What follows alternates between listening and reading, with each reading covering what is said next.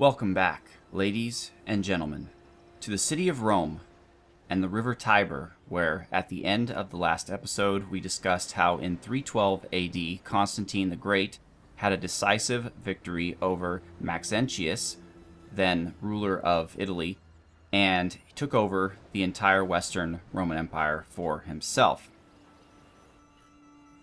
And we'll go further into detail in this episode as to what he did after that. But first, let's look at our announcements. So, off camera, we won a decisive victory at the city of Domavia. So we took out the rebels, who are now reduced to only one stack. And I think we're going to move down and engage these Quadians outside of Salona too. However, Arcadius gained a rank, which is fantastic. We hunger for battle. Okay, so what do I want for him? Melee defense would be exceptional. We don't really have that much cavalry right now. So let's go melee defense and morale training and more melee defense. So he's pretty strong at this point. +3 experience. Is there anything better we can give? This is for recruited infantry units. He's not going to be doing much recruiting. We're going to move units to him. I think we should stick with the armor bonus. Okay. So, yeah, let's go. Before we do anything, let's go take out these Quadians in Salona. Oh, we're not at war with them. Interesting. I thought that we were. Alright, before we do that, let's just move around our empire and see what's going on. As always, these guys are going to jump around. Waiting for more orders. And okay, the Huns are still there. Where did the Alans go? There they are. Where are you going? Right now, this force is basically just sitting here, wasting itself in Constantinople. But I don't want to leave the city undefended. Let's move over to Thessalonica, just for right now. If something crazy happens, we can make it back. But this way we can respond to any kind of movement that they make down here. Plus, people here are kind of pissed off. Might be sanitation. We could do religion. So the church will improve public order and the influence of Greek Christianity. Whereas a hermitage will do research and a slightly lower influence of Christianity and religious osmosis. I'm not even sure what that even means. Maybe it means that the Christianity will go outside of just that particular province. But the public order bonus from the church seems like a better deal. Although sanitation might give us a public order bonus. They're -2 here, 2 here, and 1 here.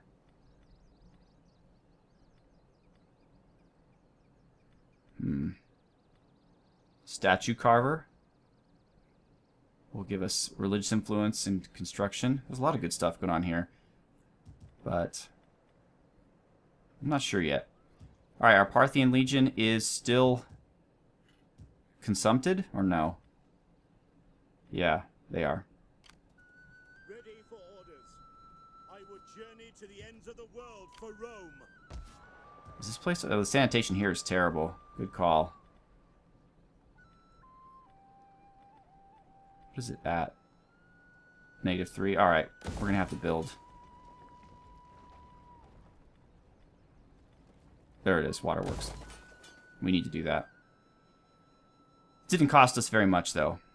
So, we have our gems down here. Still being built. And our sanitation, which is good. So, Egypt.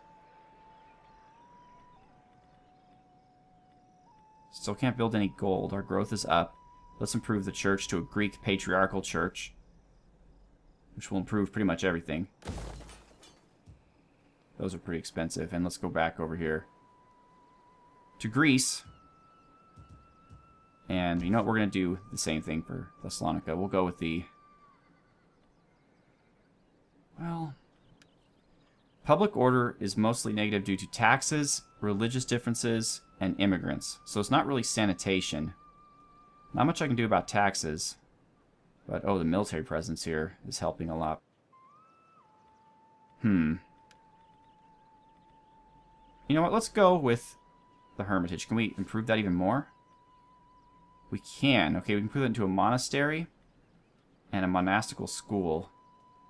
So again, no public order bonus in this province, but a research bonus and religious osmosis, which I think is a good idea. So let's do that. And we'll save the rest of the money. Okay. So, the question. Do we declare war against the Quadians? The Ostrogoths have already taken over Sicya and Sopiane. The Quadians have Savaria. The Quadians are actually quite powerful. So they own these two provinces, and they're attacking both of these. The Ostrogoths are here. This is Illyricum, or Illyria. So the West really only has these three provinces here. And I'm not going to send my armies way far away. This whole part of northern Italy, including the capital of Mediolanum. Oh no, Mediolanum is still there, thank goodness. But this whole area has been devastated. As have these two. The West is really taking it hard.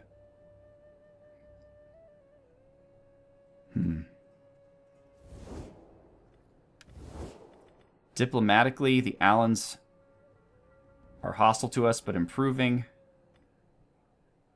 Are we not in truce? I don't know. We can't trade with anybody, I don't think, that we're already not trading with. The Garamantians. Where are you guys? Can we trade with you? I will be a patient audience for your speech. Sure that you come to deliver a Low success, even though we don't get anything from the deal and they get access to all these materials. That's very interesting. I'm gonna kill you guys soon. Maybe not now, but soon. Okay, the Jutes. We can trade with you? They hate us. The Sassanids, we're doing okay with. You're 46, so you're not dead yet. Greetings, my friend. Greetings. Moderate success. I wonder with anticipation of your noble and worthy words. I really want to do this. 1,000? That should be plenty, right? We'll pay that back in 4 turns. And they rejected that too. Alright, well, you know what? Screw you, Sassanids. I'm over you. But at least they're friendly with us, which is all I want to check. Alright, let's do it. Screw you, Quadians. Allies' attitudes. I don't really care. They don't have any allies. Our young attack for Rome! Alright. We're gonna rescue Salona. How can I serve the people of Rome?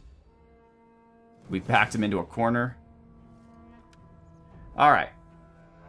So, we ended last episode by discussing the Battle of the Milvian Bridge, where Constantine defeated Maxentius in 312 AD, took over the city of Rome, took over Italy, took over the entire West, and also decorated his troops with the symbols of Christianity, the Chi-Rho, the first 2 letters of Christ's name, which he apparently saw in a dream after witnessing "Under this sign you will conquer," shown in front of the sun.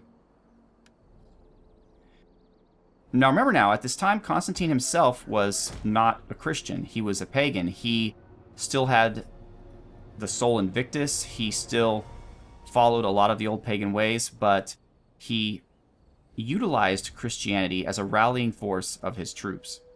So the question then that's debated constantly by scholars is, was he really a Christian, or was it simply a cynical political tactic in order to build up his strength so that he could effectively utilize the fervor of Christianity to improve his leadership?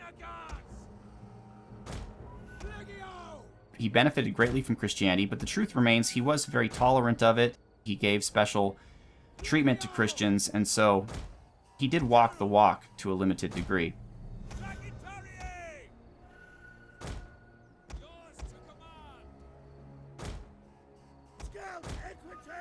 Okay.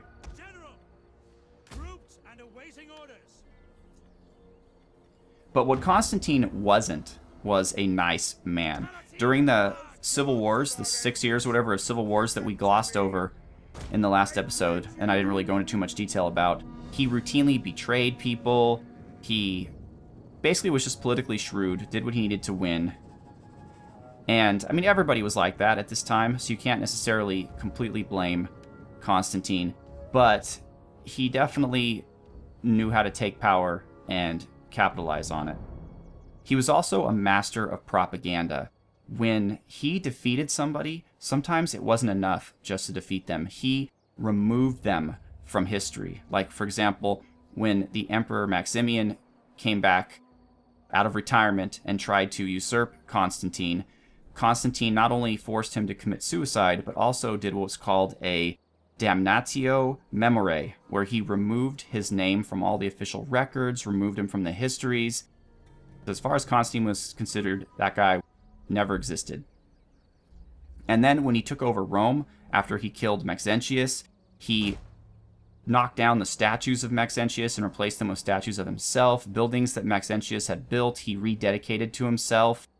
He basically just took over all of his achievements. And he utilized propaganda of the Christianity. His enemies, he told the people that they were persecuting Christians and he was going in there to rescue them. And that'll take further importance as we talk about his movements against the East now that he was the undisputed ruler of the West. But first, let's kill some more Germans. And it was mentioned in the comments that the word German isn't correct in this instance, and I understand that, but in English, it's still usable since these people are Germanic and they're from the province of Germania. I know in different languages there's different words that substitute modern-day Germans with historical Germanic peoples, so it's probably correct for me to say the Germanics, but I just use them both. But in this case, I mean these Germanic peoples. Who are you guys again? The Quadians? Alright. Cavalry. You're pretty weak at this point, but do what you can. Our archers are engaged in melee. That's certainly not optimal. Emperor, will you please try to extricate them from this? While you come here, and you go here. You're fighting their general, okay?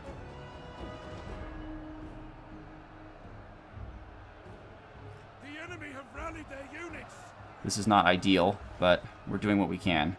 We're gonna win this. It's just casualties are going to be had. What are you doing? Do not run into melee. What? No. Come on. Come on, people. Okay, they're already wavering here. The enemy are losing ground. Okay, we're rolling them up on the side. Come over here quickly. What can you do? See if you can target their general. Alright. General, go down and take these guys out. Spearmen, go take their general. Take the axemen. Help the cavalry out against the fundadores.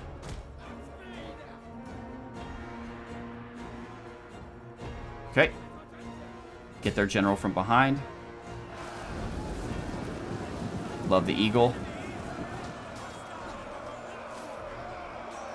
These Germanic bodyguard units look so ugly, in my opinion. And I don't mean they look ugly in terms of the game developers did a bad job. I mean they just look ugly. They look like ugly people. They're all hunched over. Okay, spearmen, join up. Take them out. Okay, cavalry, now that the spearmen are engaged, you guys get out. And take on these guys. Everybody else move forward. Enemy general is dead. All right, general's dead.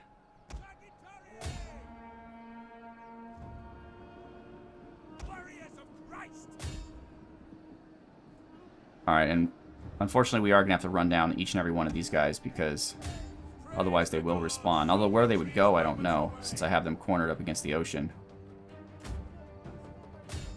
We'll move the speed up a bit. So at this point in history, the Emperor of the East now is a man named Licinius. Basically, the Roman world is split up between him in the East and Constantine in the West. And they have an uneasy truce with each other. They actually support something called the Edict of Milan, which ends the persecution of Christians in the empire. However, Constantine, again, is a master at propaganda, and he is looking for any excuse he can get to increase his power. So, whether this is true or not, he claims that Licinius starts persecuting Christians again, and also, and now when I say persecuting, he doesn't kill them or anything, but he confiscates their property. And there's something to be said for this. Licinius at this time knew that Constantine was very popular with the Christians. He knew that even though he wasn't necessarily bad to the Christians, that they really loved Constantine, so he considered them to be kind of a fifth column, support of Constantine in his own lands that were going against his rule. See, he got away. One unit, and we can't do anything about that. But anyways, that was all the pretense that Constantine needed. He now was the defender of Christianity, and he was marching his troops to the east to take down Licinius, who was persecuting the Christians. That was his propaganda. So, once again, Constantine was heavily outnumbered. The east was wealthier, it had more soldiers, but again, Constantine had his military strength, he had his troops that were experienced. He was, really, let's be fair, he was kind of a military genius. He knew how to use things to his advantage. All right, do we get integrity? Which is all right. That's only in our own or allied territory, but that's where we spend most of our time. Unit experience for recruits. Well, we're not recruiting much. Morale versus barbarians. That's great until we have to go and fight the Persians, where it becomes useless. Or better replenishment, which is actually useful since we tend to be fighting quite a bit. Integrity's awesome, so we don't need to worry about that. So let's go with replenishment and morale versus barbarians.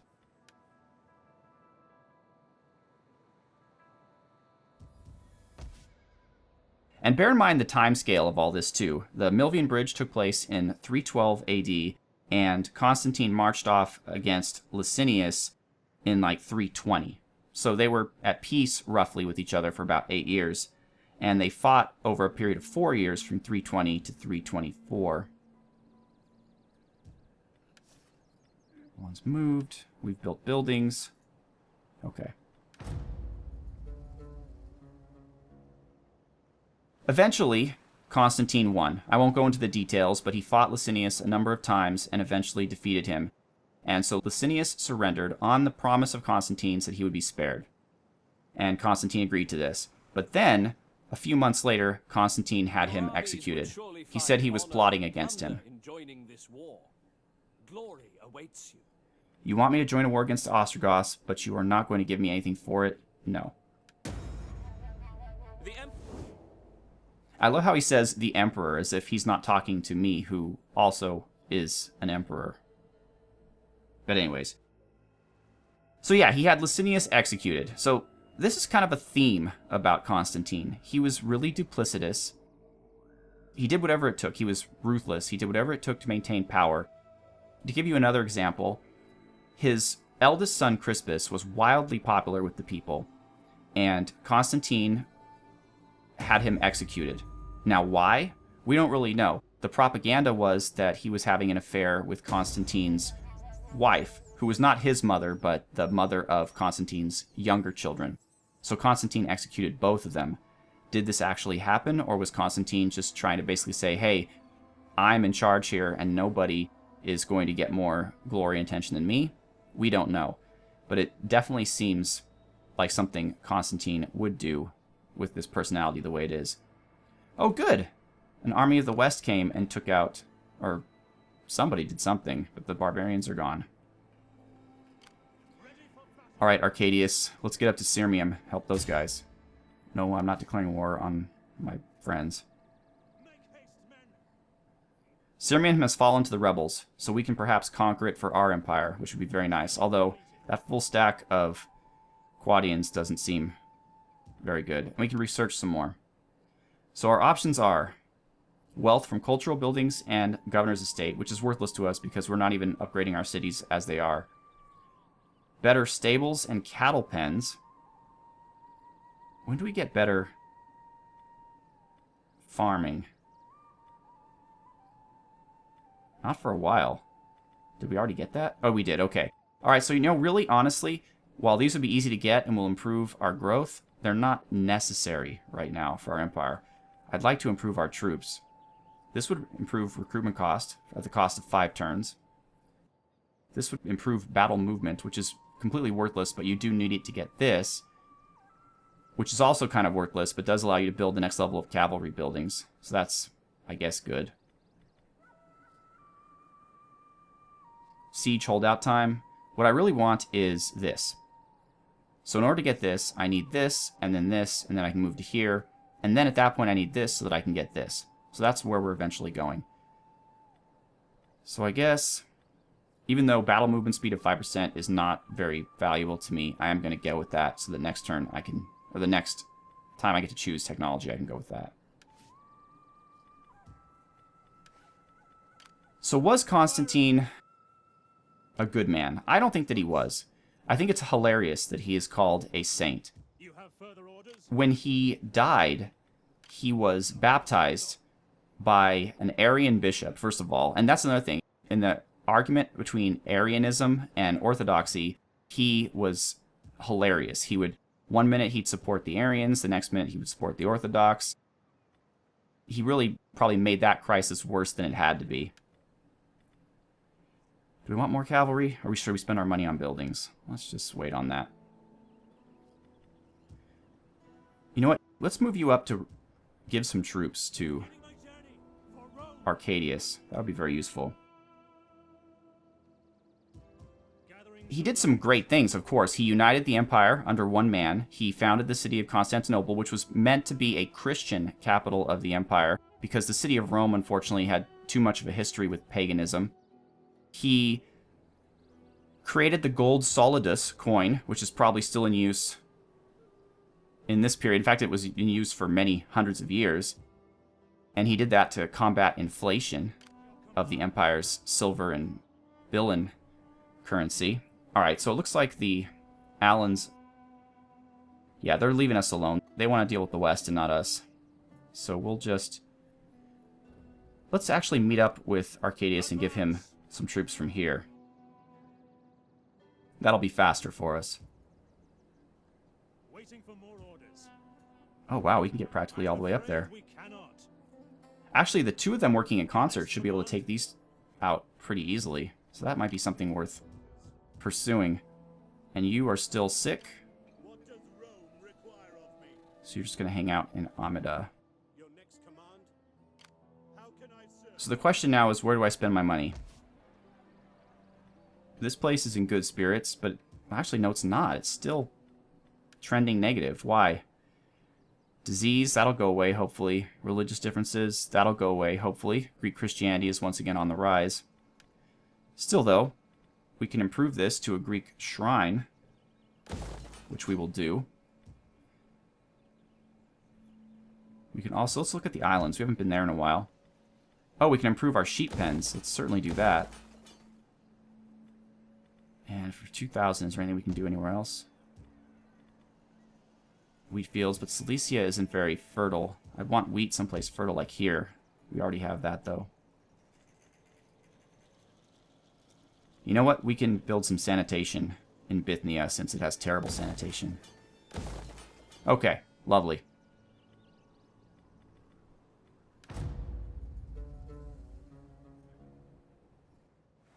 Constantine executed his son and his wife on kind of weird pretenses, which isn't very Christian when you think about it. He was baptized by an Arian, so it's kind of funny that he is celebrated the way he is. But he was also the first Roman emperor to become Christian, even if he did so on his deathbed in order to kind of basically get a get-out-of-hell free card for all the horrible things he did up to that point.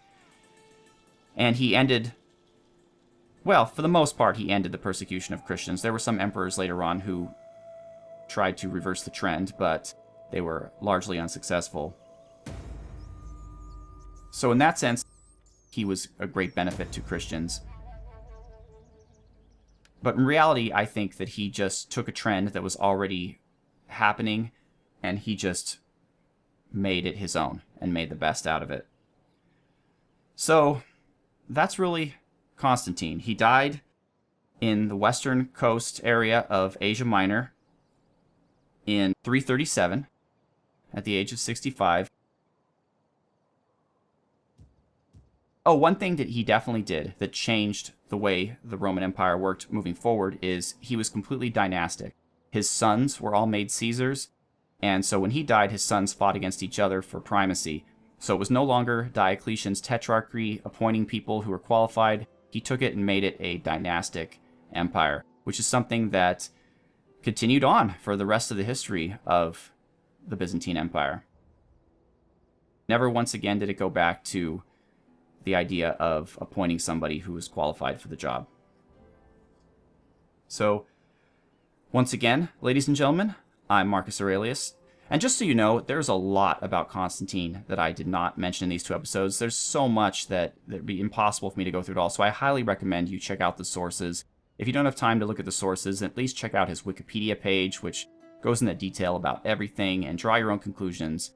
But in my opinion, I think he was kind of a crappy guy who was able to unite the empire and win a series of civil wars. So, yay, I guess, but he also did a lot of negative things as well. So, once again, I am Marcus Aurelius. Thank you so much for watching. Have a good one.